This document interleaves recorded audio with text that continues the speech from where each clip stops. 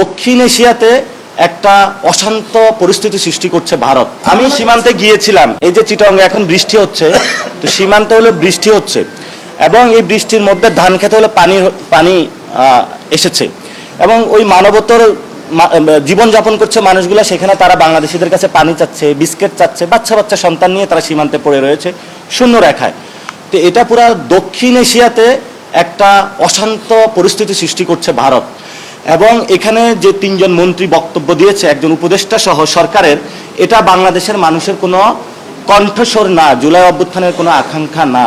উনি বলেছেন border killing না, এটা স্পষ্টত বর্ডার কিলিং যদি সীমান্তে হত্যা হয়। এবং তারা দিল্লিকে 12টা চিঠি দিয়েছে, কই একটা চিঠিরও তো জবাব আসে না।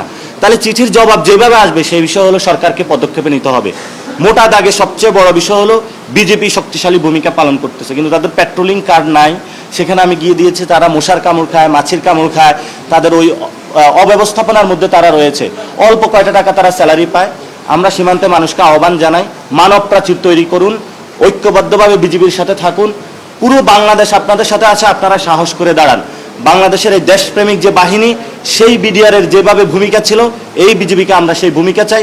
ইনশাল্লাহ আমাদের সার্বভৌমত্ব, আমরা 18 কোটি মানুষ আছে, আমাদের রক্ত আছে, আমাদের স্পৃহা আছে, আমরা রক্ষা করতে পারবো 71-এর মতন ইনশাল্লাহ।